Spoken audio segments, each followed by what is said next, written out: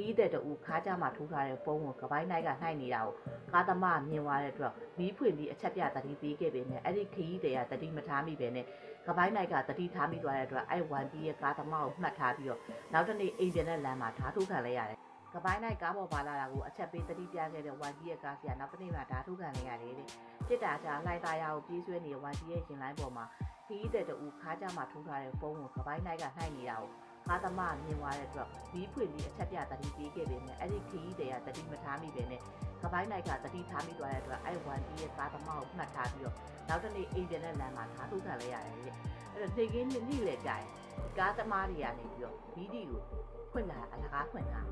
အလကားအလှပြထားမှုဒါကားပေါ်မှာကပိုင်းနိုင်ပါလာတယ်ဟောပစ္စည်းတွေသိနေကြပါဆိုတဲ့အကြောင်းအချက်ပြတယ်တချို့တွေကနားမလဲဘူးဒီနေကလည်းဘာလို့ဒီကားသမားနေကပဲရှင်ပြီးဖွင့်ထားတာလေဆိုတာလေးတဲ့သူကရှိပြီးတယ်အဲ့မသိတဲ့သူတွေလည်းမှတ်သွားတယ်နော်နေကင်းနေ့လေဝါကြီးရဲ့ကားပေါ်မှာဒါပြီးဖွင့်လာတာတွေ့တယ်ဆိုရင်အဲ့ဒါကားပေါ်မှာကပိုင်းနိုင်ပါတယ်နော်ကိုကတော့ကိုပစ္စည်းကိုသိနေတဲ့ဥပမာဒီကိုကပိုင်းနိုင်တဲ့ဟာတခြားတရားတော့တတိပေးတာတရားအနိုင်ခံတဲ့လူကဘာမှမဖြစ်ပဲနဲ့အခုတတိပေးတဲ့သူကဓာတ်ထုတ်ခံနေရတယ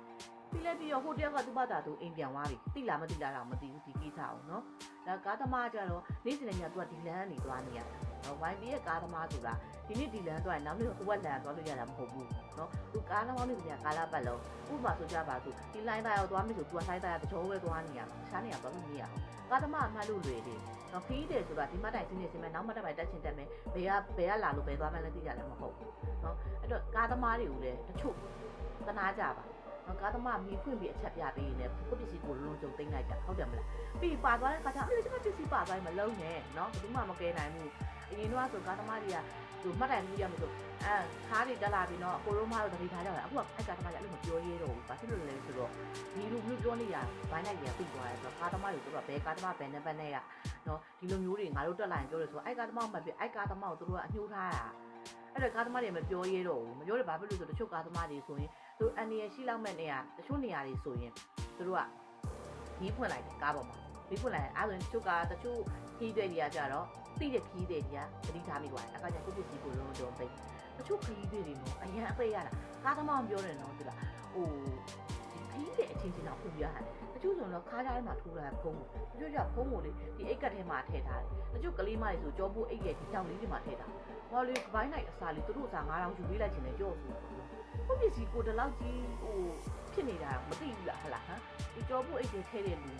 ကြောပိုးအိတ်ဒီဘေးနားထည့်တဲ့လူနဲ့ဟောသူတို့လိုက်သွားလိုက်ရောနော်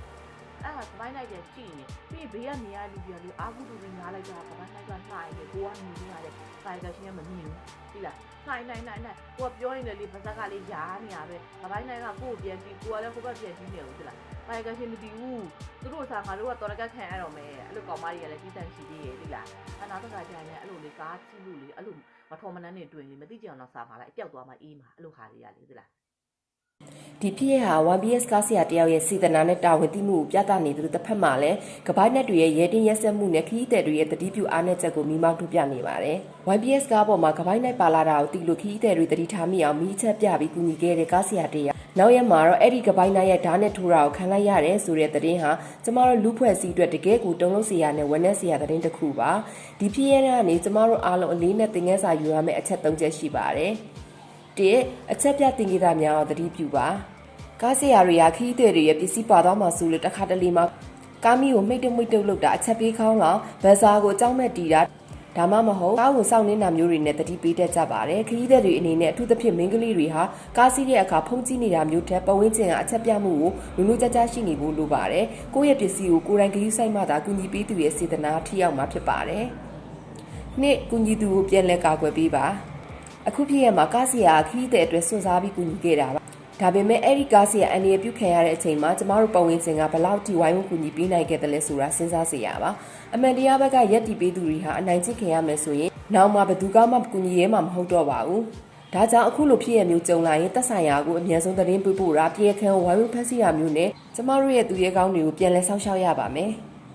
3ခေတ်ပြက်မှာတတိနဲ့နေထိုင်ပါမ မော်ဘီဖြစ်စစ်ကနေအခု YBS ဖြစ်စဉ်တည်ကြည့်ရင်ခက်ကာလာဟာစိတ်မချရတဲ့အနေအထားမှာရှိပါတယ်ကပိုင်းနှက်တွေကပစ္စည်းခိုးရုံတွေမကပဲလူသက်ဖို့အထိရဲတင်လာကြပါတယ်အဲဒါကြောင့်လူမြင်ကွန်းမှာတန်ဖိုးကြီးပစ္စည်းတွေထုံမပြဖို့လူစီကားတဲ့နေရာတွေမှာတတိအမြဲရှိဖို့တခုခုဖြစ်လာရင်အာဃာရနဲ့တုံ့ပြန်မဲ့သူတွေရဲ့အနေရကိုလည်းတက်ဆထားဖို့လိုပါတယ်ညီကုန်းချုပ်အနေနဲ့မိမိရဲ့အနေရကိုမငဲ့ပဲခီးတဲ့တွေတက်တတိပေးခဲ့တဲ့ကားဆရာရဲ့စိတ်တဲ့ဟာတကယ်ကိုလေးစားစရာကောင်းလာပါတယ်ကျမတို့လူဖွဲ့စည်းမှာဒီလိုလူမျိုးတွေအားမငယ်သွားဖို့လိုပါတယ်တစ်ဖက်မှာလည်း2026ခုနှစ်လိုကာလာမျိုးမှာဘယ်နေရာသွားဘေဘီကိုကြည့်ပါအချက်ပြတင်နေတာတွေနားလည်အောင်ကြိုးစားပါအနိုင်ကျင့်သူတွေကြီးစိုးတဲ့လူပတ်ဝန်းကျင်မဖြစ်လာအောင်ကျမတို့အားလုံးအတရားဥပဒေနဲ့ဒီတတိတရားနဲ့အညီဝိုင်းဝန်းထိန်းချောင်းသွားကြဖို့တိုက်တွန်းချင်ပါတယ်ကားစီကလည်းအများဆုံးကျန်းမာလာပါစေလို့ဆုတောင်းပေးလိုက်ပါတယ်အားလုံးပဲတတိရှိရှိနဲ့ဘေးကင်းကြပါစေ